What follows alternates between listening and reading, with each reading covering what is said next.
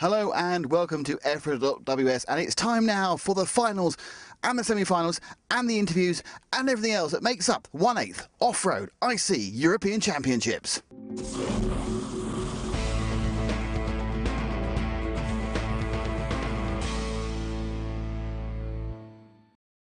So semi-1, and watch that man running down, he'll be important later. So off for a clean start in this first semi-final, straight 6 through from each of the two races get into the 12-man final, and off they go, and Jerome Igon makes a very clean start. In fact, it's pretty much as you were. Darren Bloomfield dropped a couple of places, but a clean start for all the 11 apart from the flamed out Miguel Matias, whose mechanic we saw rushing down the pit lane, as you'll find out, illegally.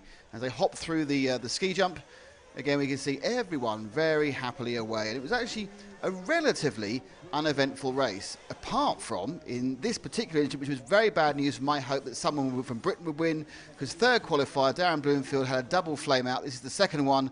He thinks it was caused by a clutch issue, but effectively, one flame out in this very, very tight field is going to completely end your chance of winning anything. There's Dave Spashik, world champion at 12th, we talked to yesterday, trying to fix it, and Darren looking remarkably relaxed and resigned, but that's his chance of European glory gone. So straight now towards the end of the race, and Jerome Igon just stroked it home, not really challenged, and looking very, very strong for the final, which will be coming up in a couple of minutes. In second place, we had David Rutherford, the young Swede. I think you're going to see him now. And behind him was Neil Cragg, the world finalist in the electric off-road, and Robert Battle. But the big issue was the fact that Miguel Matias was excluded and then let back in again. So semi-B, and again all the action at the start. This time it's Marcus Guske, the pole man, who's flamed on the start. He's a very intelligent pit guy though, actually waiting for the start, ran over, caught the timing beam and didn't incur the penalty which Miguel got and then didn't get in the last one for running down the track. But again, a clean start, and it's the guy in 2, Daniel Reckwood, who went out, the German, the European champion of past.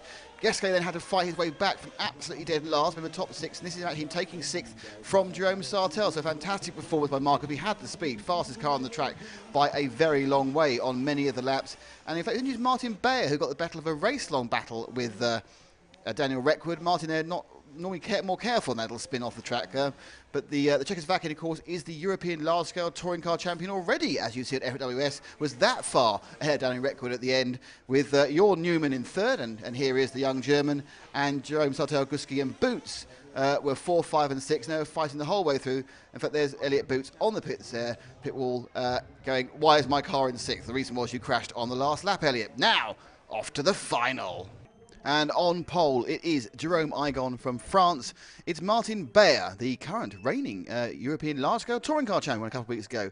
In second, it's third, it's David Rutherford, the young Swede. Fourth, Daniel Reckwood, the much older German. Fifth, Neil Cragg, of course, a world champion with the electric cars. In sixth, Robert Battle. In 7th, it's Jorn Neumann with the Durango. In 8th, it's Yannick Igon, brother of our pole sitter. In 9th, and facing entirely the wrong way, it's Jerome Sartell. Hope we saw that before the race starts. 10th, it is the unlucky Marcel Guske after that flame in the last semi-final. 11th is Elliot Boots, and bringing up the rear is Miguel Martin back after appeal.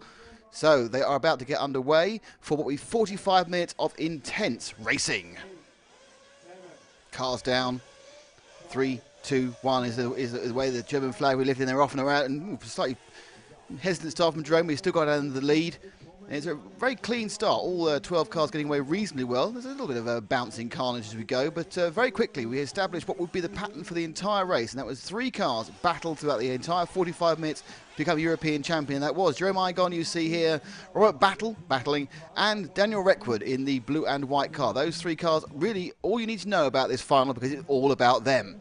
So, ending up the first lap there is Jerome has a nice, comfortable lead. A bit further on, and as he's battling very closely now, it's Jerome from Robert Battle, the Spaniard, and the closest, and Danny Reckwood there managed to get through and tangle them again. The stewards letting that one go. Dallas and the German referee, they were very tough throughout all the semi-finals and finals, laying out the penalties, probably quite rightly, and it meant we had some very clean racing indeed. But it's Igon leading now from Reckwood.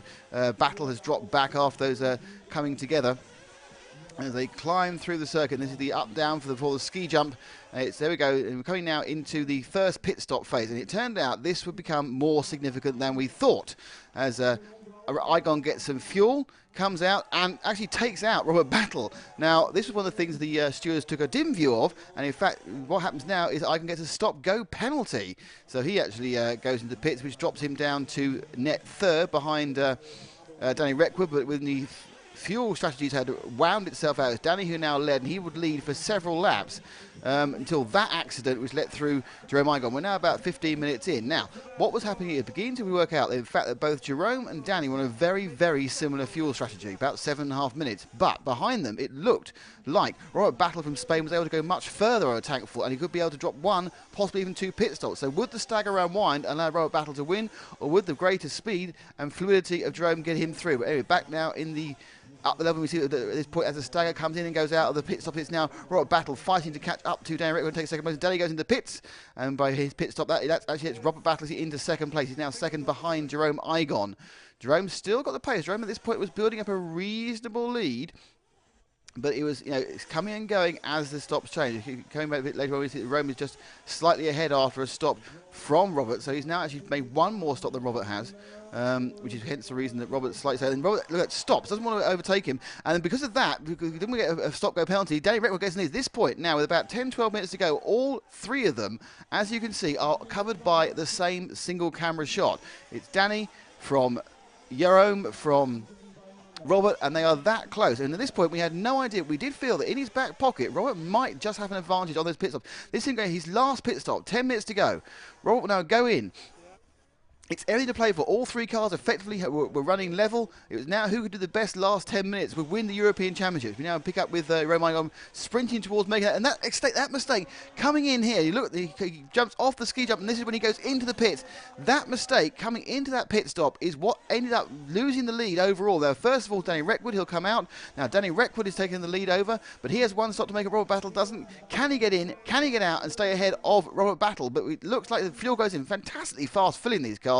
But as you go around, he's coming. Is he ahead? That's Yannick Igon, the brother of the current third place man, in fact. But look, no, Robert Battle's got just ahead, and Robert, through that fuel strategy and great driving, has managed to put a lead which he was not to lose. He pushed through all the way to the end with some fantastic running. He kept clean. The last 6-7 minutes, he was controlling the gap and let the others push, and they couldn't quite catch him. But he comes down to take the checkered flag, and I'm fantastically excited. His second European champion, Robert Battle of Spain, takes the European champion, and I think he's quite happy. Yeah, I'm so excited. It's perfect. Just we work a lot during all week with a lot of different conditions, with different things that make me stronger, so it's perfect right now. It's perfect.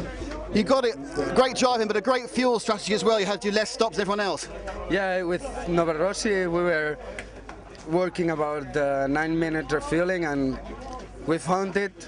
We put it here, and we win it. So it's perfect. I did some mistake in the end of the main. I'm very happy. Second position, it's my first podium in European Championship.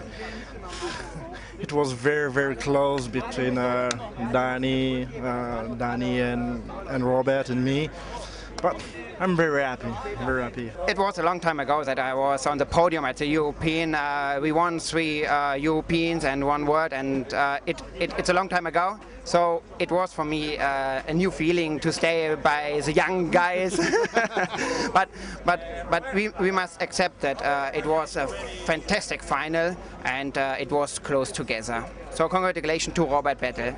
Congratulations indeed to Robert for his second European Championship. Commiserations for Jerome, though. He was pretty much the class to field for, probably 2 out of the 3 days. Danny Reckwood, obviously, we saw very happy to be third. Marcel Guski, fantastic performance in his first European for the young German. And the rest you can read as quickly as I can talk about them. Well, the event's all over. What a fantastic victory, and Robert Battle a worthy winner. Well, don't forget to join us next week when Ollie and Nathan will be in Austria for the 1/10 Electric Touring Car Championships, and me and Paul will be at home, and hopefully in something like this, a lovely beer garden somewhere in the country. So join us again on EFRA WS throughout the rest of summer for all the remaining European Championships.